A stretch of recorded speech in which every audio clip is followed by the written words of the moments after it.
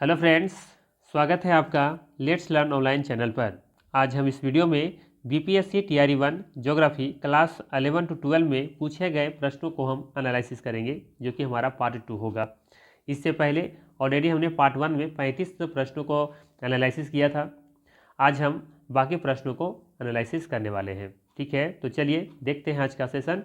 आज का पहला सवाल रहेगा आपके लिए, जो पूछा गया था, भारत में निम्नलिखित में से कौन सा राज्य जनसांख्यिकीय संक्रमण के चरण से गुजर रहा है जिसमें कम प्रजनन क्षमता और कम मृत्यु दर शामिल है? असम, हरियाणा, पंजाब, एक से अधिक या फिर उपर्युक्त में से कोई नहीं। इस सवाल का सही जवाब होगा पंजाब। याद रखिएगा, जनसांख्यिकीय संक्रमण का चौथा चरण में जन्म दर कम, मृत्यु दर कम, जनसंख्या वृद्धि बहुत धीमी होती है। भारत में यह स्थिति विकसित राज्यों में देखने को मिलती है। ठीक है, विकल्प नंबर सी सही होगा। अगला सवाल देखिए। अगला सवाल पूछा गया था, विश्व संरक्षण दिवस कब मनाया जाता है? सवाल पूछा गया था सिंपल सा कि विश्व संरक्षण दिवस कब मनाया जाता है? 5 जून, 3 दिसंबर, 16 सितंबर, एक से अधिक या फिर उपर्युक्त में से कोई नहीं। तो याद रखना है 5 जून को विश्व पर्यावरण दिवस मनाया जाता है, जबकि 16 सितंबर को ओजोन दिवस मनाया जाता है, जबकि 3 दिसंबर को विकलांग दिवस मनाया जाता है। अर्थात इस सवाल का सही जवाब होगा विकल्प नंबर ई, उपर्युक्त में से कोई नहीं। ठीक है, याद रखिएगा, विश्व संरक्षण दिवस 28 जुलाई को मनाया जाता है। ठीक है, याद रखिएगा, जो कि विकल्प में नहीं है। बाकी याद रखिएगा, 5 जून विश्व पर्यावरण दिवस, जबकि 16 सितंबर को ओजोन दिवस और 3 दिसंबर को विश्व विकलांग दिवस मनाया जाता है। ठीक है, चलिए अगला सवाल देखिए क्या पूछा गया था। शहरी पर्यावरण का निम्नीकरण मुख्य रूप से किसके द्वारा होता है? बताना है, शहरी पर्यावरण का निम्नीकरण मुख्य रूप से किसके द्वारा होता है? निलंबित कण पदार्थ, कार्बन डाइऑक्साइड, वाहन उत्सर्जन, एक से अधिक या फिर उपर्युक्त में से कोई नहीं।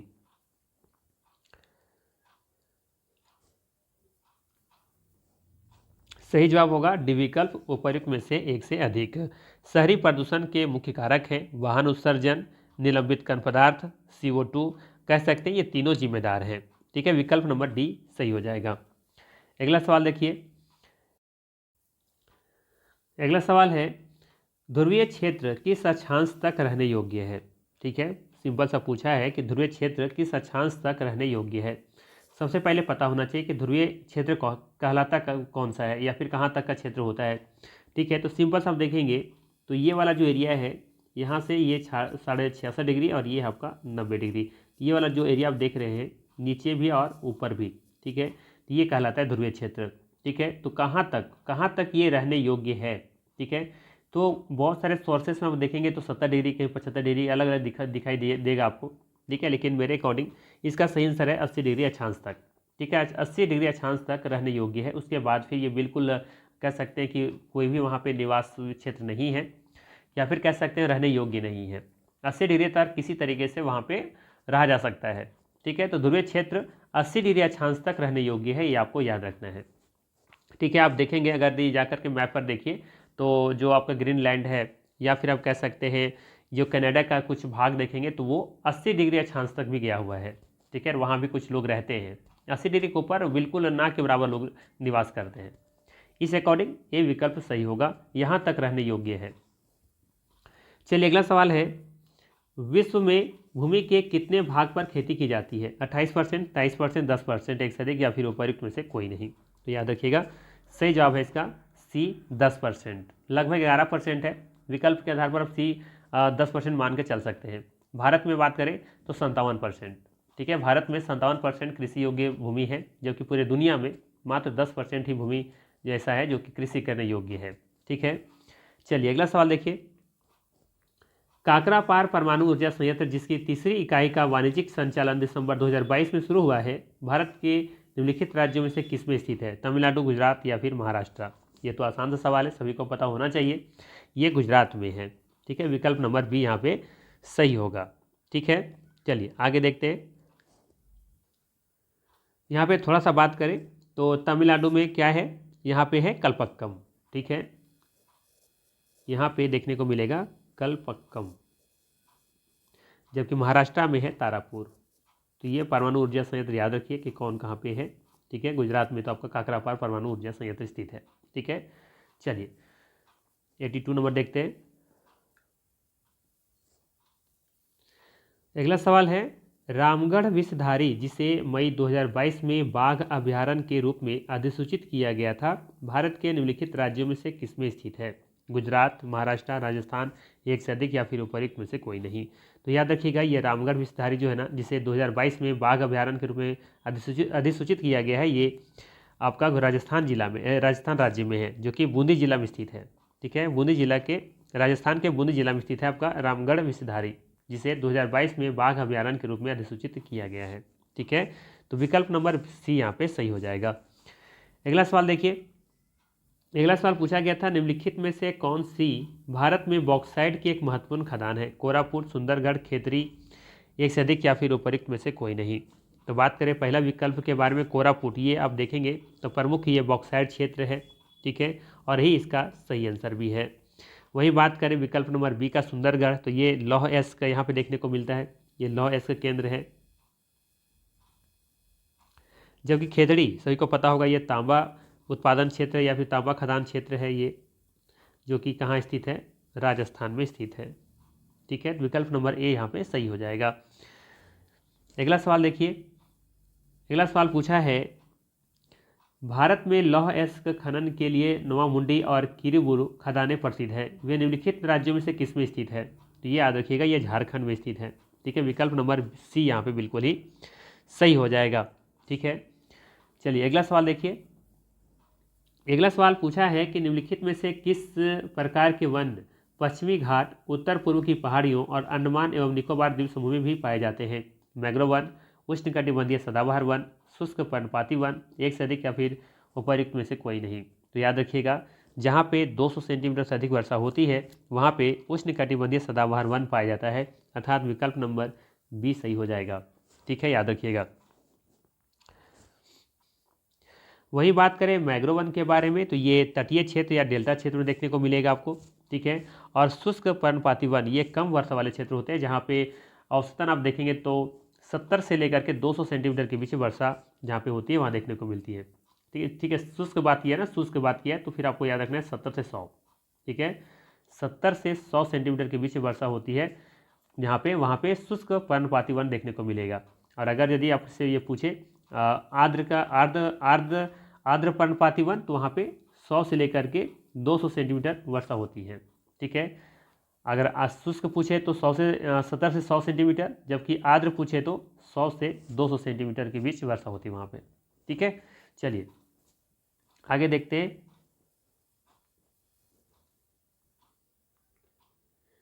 अगला सवाल है, NFSM का पूर्ण रूप क्या है? ठीक है, सिंपल सा पूछा जा रहा है आपसे, NFSM का पूर्ण रूप क्या है, पूरा रूप क्या है? ठीक है, तो याद रखिएगा, इसका पूरा रूप होता है नेशनल फूड सिक्योरिटी मिशन, अर्थात विकल्प नंबर यहाँ पे सी सही है। ठीक है, चलिए ये याद रखिएगा, ये भारत सरकार की योजना है जिसका उद्देश्य है खाद्यान्न उत्पादन को बढ़ाना। ठीक है ना, NFSM क्या है? तो ये भारत सरकार की एक योजना है जिसका उद्देश्य खाद्यान्न उत्पादन को बढ़ाना है। चलिए अगला सवाल देखिए, अगला सवाल पूछा है, कौन सी फसल सूखा और अन्य चरम मौसम की स्थिति के प्रति अत्यधिक सहिष्णु है? पूछा है आपसे, कौन सी फसल सूखा और अन्य चरम मौसम की स्थिति के प्रति अत्यधिक सहिष्णु है? चावल, गेहूं, बाजरा, एक से अधिक या फिर उपयुक्त में से कोई नहीं। सही आंसर हो जाएगा इसका बाजरा। ठीक है, ये इसको कम पानी चाहिए और अधिक ये सहनशील होता है। ठीक है, अर्थात विकल्प नंबर यहाँ पे सी सही हो जाएगा। ठीक है, चावल को जबकि अधिक पानी चाहिए है ना, गेहूं को मध्यम जल की आवश्यकता होती है, जबकि बाजरा ऐसा फसल है जिसे कम पानी की आवश्यकता होती है और ये अधिक सहनशील होता है, अर्थात विकल्प नंबर सी बिल्कुल यहाँ पे सही हो जाएगा। देखिए अगला सवाल क्या पूछा है, किस देश ने 2023 को यूएनओ में अंतर्राष्ट्रीय मोटा अनाज मिलेट्स वर्ष के रूप में मनाने का प्रस्ताव दिया? ब्राजील, चीन, USA, एक से अधिक या फिर उपयुक्त में से कोई नहीं। सही आंसर होगा इसका ई विकल्प, उपयुक्त में से कोई नहीं। याद रखिएगा, भारत ने 2023 को यूएनओ में अंतर्राष्ट्रीय मोटा अनाज मिलेट वर्ष जिसे कहते हैं के रूप में मनाने के प्रस्ताव दिया था। इसका सही आंसर है भारत। ठीक है। चलिए आगे देखिए, अगला सवाल पूछा था, ऊंचावच, जलवायु, वनस्पति, मिट्टी किसके विभाजन के आधार हैं? इसका सही आंसर होना चाहिए प्राकृतिक क्षेत्र, अर्थात विकल्प नंबर बी। ठीक है, कहीं कहीं आपको विशिष्ट क्षेत्र भी देखने को मिल सकता है और कहीं के भौगोलिक क्षेत्र भी देखने को मिलेगा, लेकिन जो इसका आंसर होना चाहिए वो विकल्प नंबर बी होना चाहिए। आगे देखिए, अगला सवाल है, शिवालिक पहाड़ियों को निम्नलिखित में से किस राज्य या संघ राज्य क्षेत्र में अबोर के नाम से जाना जाता है? ये तो आसान सा सवाल है, कई बार आप लोग पढ़ चुके होंगे, है ना, ये आसान सा सवाल है। तो याद रखिएगा, पूर्वोत्तर में शिवालिक को अबोर पहाड़ी कहा जाता है। ठीक है, पूर्वोत्तर में शिवालिक को अबोर पहाड़ी कहा जाता है। तो यहाँ पे सही आंसर हो जाएगा विकल्प नंबर सी, अरुणाचल प्रदेश। ठीक है, अरुणाचल प्रदेश इसका सही आंसर है। अगला सवाल देखिए, अगला सवाल पूछा है, इनमें से किसने भूगोल को कलानुक्रमिक विज्ञान के रूप में परिभाषित किया है? किसने भूगोल को कलानुक्रमिक विज्ञान के रूप में परिभाषित किया है? इसका सही आंसर है विकल्प नंबर ए हेटनर। ठीक है, चलिए आगे देखिए,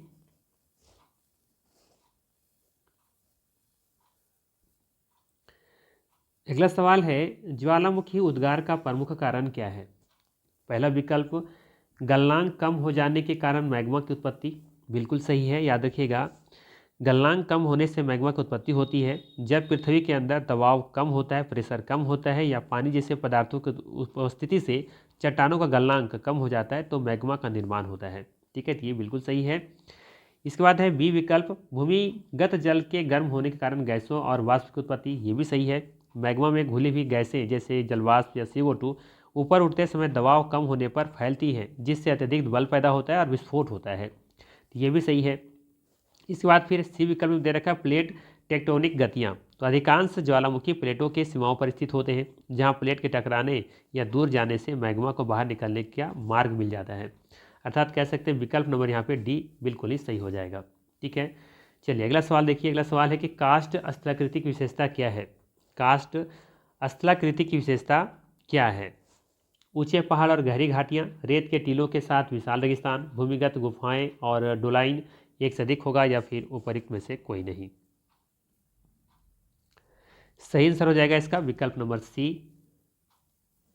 भूमिगत गुफाएं और डोलाइन। ठीक है, कास्ट स्थलाकृति की विशेषता क्या है? भूमिगत गुफाएं और डोलाइन, ये बिल्कुल ही सही आंसर हो जाएगा। याद रखिएगा, चूना पत्थर के घुलने से बनने वाली स्थलाकृतियाँ कौन कौन सी हैं? भूमिगत गुफाएं और डोलाइन, ये दोनों हैं, अर्थात विकल्प नंबर सी सही है।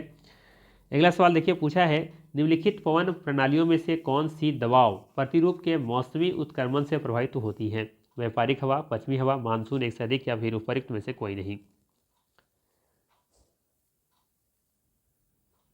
सही आंसर हो जाएगा इसका मानसून। ठीक है, सी विकल्प बिल्कुल ही सही हो जाएगा। अगला सवाल देखिए, अगला सवाल पूछा है, दोनों गोलार्धों में लगभग 60 डिग्री अक्षांश पर स्थित निम्न दबाव की पेटी कहलाती हैं। दोनों गोलार्धों में लगभग 60 डिग्री अक्षांश पर स्थित निम्न दाब की पेटी क्या कहलाती है? इंटरट्रॉपिकल अभिसरण क्षेत्र, उपध्रुवीय निम्न दबाव पेटी, या फिर ध्रुवीय वाताग्र, एक से अधिक, या फिर उपरोक्त में से कोई नहीं। सही आंसर है इसका विकल्प नंबर बी, उपध्रुवीय निम्न दाब पेटी। ठीक है, विकल्प नंबर यहाँ पे बी सही हो जाएगा। अगला सवाल देखिए, पर्वतीय वर्षा का कारण होता है, पर्वतीय वर्षा का कारण होता है वायु वाताग्र का ऊपर उठना, वातावरण में संवहन क्रिया, पर्वतों या पहाड़ियों द्वारा वायु का ऊपर उठना, अर्थात विकल्प नंबर यहाँ पे सी सही हो जाएगा, पर्वतों द्वारा वायु का ऊपर उठना। ठीक है, विकल्प नंबर सी सही हो जाएगा। याद रखिएगा, जब नम वायु पर्वत से टकरा करके ऊपर उठती है, ठंडी होकर के वर्षा कराती है, इसे ही पर्वतीय वर्षा कहते हैं। ठीक है, अगला सवाल है जो कि पूछा गया है, जलीय चक्र निम्नलिखित में से किसे बनाए रखने में मदद करता है? बताना है कि जलीय चक्र किसे बनाए रखने में मदद करता है। तो याद रखिएगा, जल चक्र से तापमान संतुलन बनाए रखने में मदद करता है, महासागर की लवणता देखने को मिलती है, वायुमंडलीय संतुलन देखने को मिलती है ना। तो इस तरीके से आप देखेंगे तो यहाँ पे तीनों को प्रभावित करती है, अर्थात विकल्प नंबर डी सही हो जाएगा। ठीक है, चलिए आगे देखते हैं।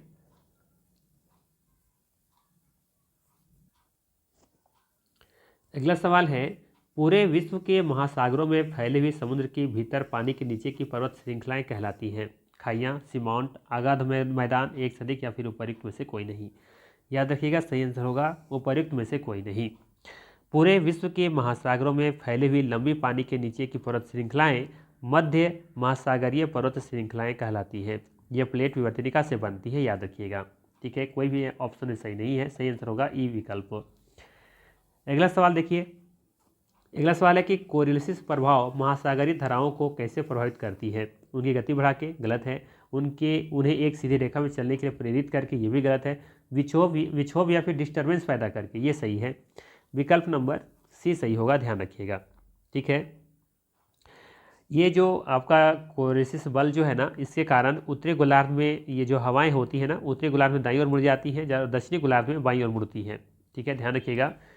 कोरियोलिसिस बल जो होता है ना, इसके कारण उत्तरी गोलार्ध में जो वायु है उसकी दिशा दाईं ओर मुड़ती जाती है, जबकि दक्षिणी गोलार्ध में बाईं ओर मुड़ जाती है। ठीक है, चलिए अगला सवाल देखिए। अगला सवाल पूछा है, ऊर्जा उत्पादन के लिए जीवाश्म ईंधन को जलाने से क्या होता है? ऊर्जा उत्पादन के लिए जीवाश्म ईंधन को जलाने से क्या होता है? पहला दे रखा है ग्रीन हाउस गैस उत्सर्जन में वृद्धि होता है, बिल्कुल सही है। ठीक है, अगर आप जीवाश्म ईंधन को जलाते हैं तो ग्रीन हाउस गैस में उत्सर्जन होगा। ठीक है, इसमें वृद्धि तो देखने को मिलेगी, ये सही है। इसके बाद बी विकल्प में है ओजोन परत का क्षरण, ये कथन गलत है। इसका मुख्य कारण होता है CFC, ना कि ओजोन परत का क्षरण। ठीक है, इसके बाद सी विकल्प है वायु प्रदूषण और जलवायु परिवर्तन, तो ये सही है। ठीक है, जीवाश्म ईंधन के जलाने से वायु प्रदूषण और जलवायु परिवर्तन देखने को मिलता है, ये भी सही है। अर्थात विकल्प नंबर यहाँ पे डी सही हो जाएगा। चलिए आगे देखिए, अगला सवाल है, निम्नलिखित में से कौन सी चट्टान अंतर्भेदी आग्नेय शैल रचना है? बताना है कि कौन सी चट्टान अंतर्भेदी आग्नेय शैल रचना है। लैकोलिथ, बैथोलिथ, डाइक, एक्सदिक या फिर उपर्युक्त में से कोई नहीं। तो याद रखिएगा, मैग्मा जब धरती के अंदर जमता है तो अंतर्भेदी सेल बनाता है, और इसमें ये 3 प्रकार के सेल बनाता है, जिसमें लैकोलिथ, बैथोलिथ और डाइक, ये तीनों प्रकार की संरचनाएं देखने को मिलती हैं। अर्थात ये तीनों सही हो जाएगा, विकल्प नंबर डी सही हो जाएगा इस सवाल का। अगला सवाल पूछा है आपसे, भारत की वन संरक्षण रिपोर्ट 2021 के अनुसार भारत में वनावरण का प्रतिशत कितना है? तो याद रखिएगा, forest survey of India report 2021 के अनुसार भारत का वनावरण 24.62% है। अर्थात विकल्प नंबर आप यहाँ पे लेके चल सकते हैं, बी विकल्प को ले चल सकते हैं। ठीक है, 24.5% लगभग में। ठीक है, अगर आप देखेंगे एग्जैक्टली तो ये 24.62% के आसपास है। ठीक है, तो विकल्प नंबर बी आप लेके चल सकते हैं, जबकि होना कितना चाहिए, 33% होना चाहिए, याद रखना है। चलिए अगला सवाल देखिए,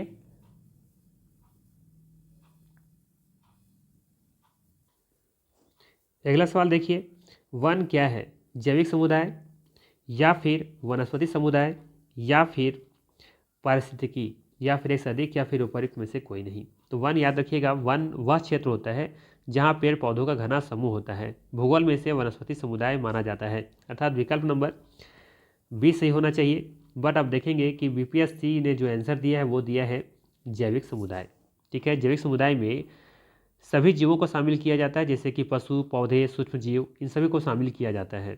ठीक है, तो इस अकॉर्डिंग मुझे नहीं लगता कि इसका आंसर जैविक समुदाय होना चाहिए, वन होना चाहिए वनस्पति समुदाय। ठीक है, जबकि पारिस्थितिकी, ये आप देखेंगे तो ये जीवों और पर्यावरण के संबंधों को अध्ययन यहाँ पे किया जाता है। ठीक है, तो विकल्प नंबर ए यहाँ पे सही होना चाहिए। बाकी आप लोग कमेंट करके बता सकते हैं कि 103 का आंसर क्या होना चाहिए। अगला सवाल देखिए, अगला सवाल पूछा गया था, किसी प्रजाति के विलुप्त होने का प्रमुख कारण क्या है? जंगल की आग, शिकार, प्राकृतिक आवास का विनाश, एक से अधिक या फिर उपर्युक्त में से कोई नहीं। सही आंसर हो जाएगा इसका विकल्प नंबर सी, प्राकृतिक आवास का विनाश। किसी प्रजाति के विलुप्त होने का प्रमुख कारण क्या है? प्राकृतिक आवास का विनाश होना। ठीक है, ये प्रमुख कारण है। कारण तो जंगल की आग भी है, शिकार भी है, लेकिन मुख्य रूप से देखा जाए तो किसी प्रजाति के विलुप्त होने के जो प्रमुख कारण है वो कौन क्या है? प्राकृतिक आवास का विनाश होना। ठीक है, शिकार भी है ना, शिकार भी कहा जा सकता है, लेकिन ये महत्वपूर्ण है, पर प्रमुख रूप से नहीं कह सकते। जंगल की आग भी है, लेकिन ये सीमित प्रभाव देखने को मिलती है। लेकिन अगर किसी प्रजाति के विलुप्त होने का प्रमुख जो कारण हो सकता है वो है प्राकृतिक आवास का विनाश। अगर ये प्राकृतिक आवास ही अगर हम छीन लेते हैं, रहने का स्थान ही छीन लेते हैं, तो कहाँ रहेगा? ठीक है, तो कह सकते हैं विकल्प नंबर सी बिल्कुल ही सही इसका आंसर होगा। BPSC ने वही आंसर दिया है। अगला सवाल है, मैंग्रोव वन पाए जाते हैं, कहाँ पाए जाते हैं? पहाड़ी क्षेत्रों में, लेटेराइट मिट्टी में, ज्वारनदमुख में, एक से अधिक या फिर उपर्युक्त में से कोई नहीं।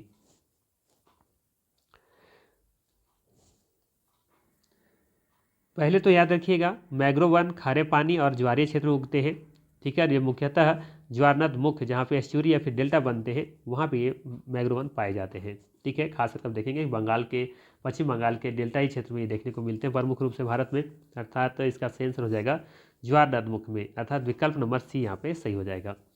अगला सवाल देखिए, अगला सवाल पूछा है 0 डिग्री अक्षांश, 0 डिग्री अक्षांश और 0 डिग्री देशांतर कहाँ स्थित है? अटलांटिक महासागर में, प्रशांत महासागर में, हिंद महासागर में, एक से अधिक होगा या फिर उपरोक्त में से कोई नहीं।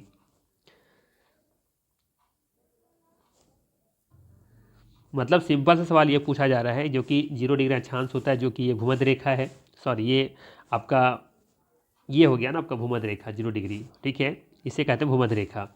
और 0 डिग्री देशांतर रेखा, ठीक है, जिसे ग्रीनविच मेरिडियन भी कहते हैं। तो ये एक दूसरे के जहाँ पे मिलते हैं, ये पूछा जा रहा है कि दोनों कहाँ मिलते हैं या फिर कहाँ स्थित हैं। तो ये आप देखेंगे तो अटलांटिक महासागर में स्थित है, गिनी की खाड़ी में, ठीक है, अर्थात विकल्प नंबर यहाँ पे ए सही हो जाएगा, अटलांटिक महासागर, ठीक है। चलिए अगला सवाल देखिए, अगला सवाल पूछा है निम्नलिखित कथनों में से कौन सा सही है? बताना है कि कौन सा कथन सही है। पहला दे रखा है पृथ्वी का आंतरिक कोर लोहे और निकल से बना है, ठीक है, ये कथन बिल्कुल सही है, ठीक है। पृथ्वी का आंतरिक कोर जो है ये लोहे से और निकल से बना है, ठीक है। बी विकल्प में है पृथ्वी का आंतरिक कोर ठोस अवस्था में है, ये भी कथन सही है, याद रखिएगा पृथ्वी का आंतरिक कोर ठोस अवस्था में है, ठीक है, बाह्य कोर तरल अवस्था में है। इसके बाद बात करें सी विकल्प के बारे में, तो पृथ्वी के भीतरी भाग में अधिक गहराई है, पृथ्वी के भीतरी भाग में अधिक गहराई देखने को मिलती है, ये भी कथन सही है, ठीक है। तो अर्थात कह सकते हैं इसका सही आंसर क्या हो जाएगा, विकल्प नंबर डी, ठीक है। चलिए आगे देखते हैं, अगला सवाल है पृथ्वी पर निम्नलिखित में से कौन सी आकृति विवर्तनिक की गति से बनती है? ज्वालामुखी पर्वत, भ्रंश वलन, खाई, एक से अधिक या फिर उपरोक्त में से कोई नहीं। आसान सा सवाल है, सही आंसर हो जाएगा इसका डी विकल्प। याद रखिएगा प्लेट विवर्तनिकी से बनती है ज्वालामुखी पर्वत, भ्रंश वलन, महासागरीय खाइयाँ, ठीक है, अर्थात तीनों विकल्प यहाँ पे बिल्कुल ही सही होगा। लीजिए अगला सवाल, अगला सवाल है पारिस्थितिकी आला नीच का क्या संदर्भित करता है? पारिस्थितिकी आला या नीच क्या संदर्भित करता है? आदमी और पर्यावरण के बीच परस्पर क्रिया, पारिस्थितिकी तंत्र में एक जीव की कार्यात्मक भूमिका, या फिर मनुष्य और पौधे की परस्पर निर्भरता, एक से अधिक या फिर उपरोक्त में से कोई नहीं। सबसे पहले समझिए कि पारिस्थितिकी आला होता क्या है। किसी पारिस्थितिकी तंत्र में एक जीव की कार्यात्मक भूमिका को कहते हैं पारिस्थितिकी आला, ठीक है। पारिस्थितिकी आला क्या है? किसी भी परिस्थितिकी तंत्र में एक जीव की कार्यात्मक भूमिका, वह क्या खाता है, कहाँ रहता है, कैसे जीवित रहता है, इसी को कहा जाता है पारिस्थितिकी आला, ठीक है। अब बात करें यहाँ पे पहला विकल्प के बारे में, तो आदमी और पर्यावरण के बीच परस्पर क्रिया, ये कथन गलत है, ठीक है। बी विकल्प में देखिए पारिस्थितिकी तंत्र में जीव की कार्यात्मक भूमिका, मतलब यही यहाँ पे सही हो जाएगा। मनुष्य और पौधे की निर्भरता, ये कथन भी गलत है, अर्थात विकल्प नंबर यहाँ पे बी सही हो जाएगा, ठीक है। अगला सवाल देखिए, अगला सवाल है ऊर्जा जो वातावरण से परावर्तित होता है, ऊर्जा जो वातावरण से परावर्तित होता है वातावरण को गर्म नहीं करती, आने वाली ऊर्जा की तुलना में एक अलग तरंगदैर्ध्य वाली है, अवशोषण द्वारा वातावरण को गर्म करती है, एक से अधिक या फिर उपरोक्त में से कोई नहीं। इस सवाल का जवाब आप लोग दीजिएगा कमेंट करके, इसका आंसर क्या होना चाहिए, क्योंकि अलग अलग सोर्सेज से अलग अलग आंसर मुझे पता चलता है, तो यहाँ पे हम गलत आंसर नहीं बताना चाहते। इस सवाल का आंसर आप लोग कमेंट करके बताइएगा कि इसका आंसर क्या होना चाहिए, ठीक है। चलिए अगला सवाल देखते हैं। अगला सवाल पूछा गया यहाँ पे किसी सतह के अल्बेडो का अर्थ है, किसी सतह के अल्बेडो का अर्थ है, क्या है ये आपको बताना है। यहाँ पे देखिए 110वां सवाल में जो है ना 110 का जो सवाल है 110वां नंबर का, ये सवाल अच्छे से हम पहले इसको समझेंगे, उसके बाद आप लोग इसका आंसर देंगे, ठीक है। और आप लोग फिलहाल इसका कमेंट करके बताइएगा कि इसका सही आंसर क्या होगा, क्योंकि गलत आंसर बताने से अच्छा है कि इसको पहले जांचा जाए, परखा जाए, फिर इसका आंसर दिया जाए, ठीक है, इसलिए हम छोड़ रहे हैं। सवाल नंबर 11 है, 111 है, किसी सतह के अल्बेडो का अर्थ क्या है? सौर विकिरण को अवशोषित करने की उसकी क्षमता, गर्मी विकिरण करने की उसकी क्षमता, सौर विकिरण को परावर्तित करने की उसकी क्षमता, एक से अधिक या फिर उपरोक्त में से कोई नहीं। तो अल्बेडो क्या है? अल्बेडो किसी सतह की सौर विकिरण को परावर्तित करने की क्षमता होती है। अल्बेडो किसी सतह की सौर विकिरण को परावर्तित करने की क्षमता होती है। उदाहरण समझिए, बर्फ उच्च अल्बेडो कहलाएगा, काली मिट्टी कम अल्बेडो होगी, है ना। मतलब सिंपल सा आपको ये समझना है कि अल्बेडो का मतलब ही होता है किसी सतह की सौर विकिरण को परावर्तित करने की क्षमता, कितना सौर विकिरण को परावर्तित कर रही है। जैसे कि बर्फ उच्च अल्बेडो कहलाएगा क्योंकि ज़्यादा ये परावर्तित कर सकती है। काली मिट्टी ये कम अल्बेडो कहलाती है क्योंकि कम ये परावर्तित कर सकती है। अब यहाँ पे विकल्प में देखेंगे तो विकल्प नंबर आपको इस अकॉर्डिंग सी देखिएगा सही आंसर। सौर विकिरण को परावर्तित करने की उसकी क्षमता, अल्बेडो का अर्थ क्या है, सौर विकिरण को परावर्तित करने की उसकी क्षमता को अल्बेडो कहते हैं, ये आपको याद रखनी है। ठीक है, ये तो डिफिनेशन पूछ लिया था आपसे। अगला सवाल देखिए, वैश्विक तापमान जिसे ग्लोबल वार्मिंग कहते हैं से वैश्विक औसत तापमान में वृद्धि के कारण हो सकता है। क्या हो सकता है ये आपको बताना है। तो वैश्विक तापमान बढ़ने से हीट वेव बढ़ती है, ग्लेशियर पिघलते हैं, समुद्र का स्तर बढ़ता है। ठीक है, अब यहाँ पे विश्लेषण कर ले थोड़ा सा विकल्पों को। पहला विकल्प में दे रखा है गर्मी की लहरों की आवृत्ति और तीव्रता में वृद्धि होती है, तो ये कथन सही हो सकता है। ठीक है, गर्मी की लहरों की आवृत्ति और तीव्रता में वृद्धि, ये सही है। ध्रुवीय बर्फ की चोटियों और ग्लेशियरों का पिघलना, ये भी सही है। समुद्र के स्तर में वृद्धि, ये भी सही है, अर्थात विकल्प नंबर यहाँ पे डी सही हो जाएगा। चलिए आगे देखते हैं।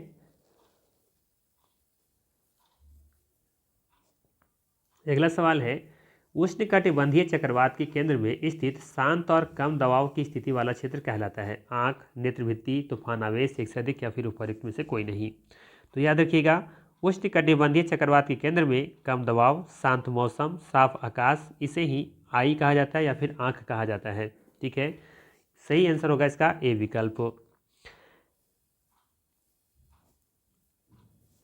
ये नेत्रभित्ति जो होता है ना, नेत्रभित्ति ये यहाँ पे तेज हवाएं होती हैं, याद रखिएगा, नेत्रभित्ति में तेज हवाएं होती हैं, देखने को मिलती हैं। अगला सवाल है, निम्नलिखित में से कौन सा नवीकरणीय संसाधन का उदाहरण है। बताना है निम्नलिखित में से कौन सा नवीकरणीय संसाधन का उदाहरण है। नवीकरणीय मतलब है कि जिसे फिर से रिसाइकल फिर से मतलब उसको मिल सकता है दोबारा, या ये कह सकते हैं सिंपल सा लाइन में कि जो प्राकृतिक रूप से पुनः उत्पादन हो सकता है जिसका, ठीक है, उसे ही नवीकरणीय संसाधन कह सकते हैं। तो मिट्टी की उर्वरता धीरे धीरे पुनर्निर्मित हो सकती है। वन्य जीव संरक्षण से बढ़ा सकते हैं, वन तो ये फिर से उगाए जा सकते हैं, अर्थात तीनों यहाँ पे नवीकरणीय संसाधन के उदाहरण हैं। डी विकल्प सही हो जाएगा। अगला सवाल देखिए, अगला सवाल पूछा है, निम्नलिखित में से कौन सा सामान्य सुलभ संसाधन है। सुलभ मतलब जो सभी के लिए उपलब्ध हो और किसी एक का निजी स्वामित्व में ना हो। ठीक है, जो आसानी से उपलब्ध भी हो जाए। इसका सही आंसर क्या हो जाएगा, विकल्प नंबर सी हो जाएगा, मिट्टी, जो ये सामान्य सुलभ संसाधन कह सकते हैं, जो सभी के लिए उपलब्ध है। ठीक है, और किसी एक के निजी स्वामित्व में ये नहीं है। ठीक है, चलिए अगला देखते हैं। अगला सवाल है, कृषि की दृष्टि से विषुवतीय क्षेत्र का क्या महत्व है। कृषि के दृष्टि से विषुवतीय क्षेत्र का क्या महत्व है। विषुवतीय क्षेत्र का तो याद रखिएगा, विषुवतीय क्षेत्र का यहाँ पे महत्व ये है कि यहाँ पे विविध प्रकार की फसलें होती हैं, देखने को मिलती हैं, उगाई जा सकती हैं। विकल्प नंबर सी सही होगा इसका। ठीक है, चलिए आगे देखते हैं। 2-4 क्वेश्चन और बचे हैं, जल्दी से इसको ख़त्म करते हैं, वीडियो काफ़ी लंबा हो रहा है।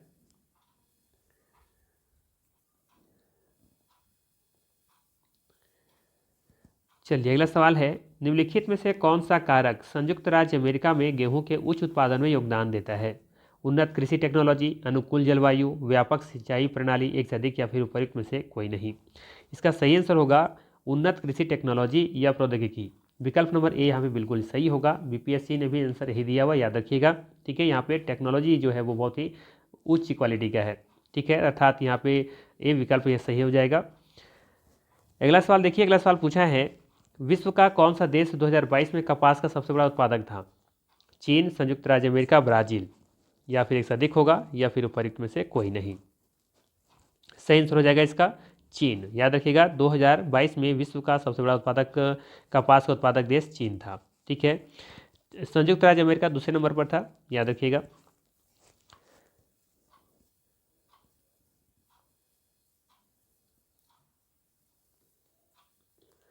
अगला सवाल है, अनुकूलतम विकास के लिए किस फसल को उष्ण या उपोष्ण कटिबंधीय जलवायु की आवश्यकता होती है। बताना है, अनुकूलतम विकास के लिए किस फसल को उष्ण या उपोष्ण कटिबंधीय जलवायु की आवश्यकता होती है। कपास, गन्ना, चाय, एक से अधिक या फिर उपयुक्त में से कोई नहीं।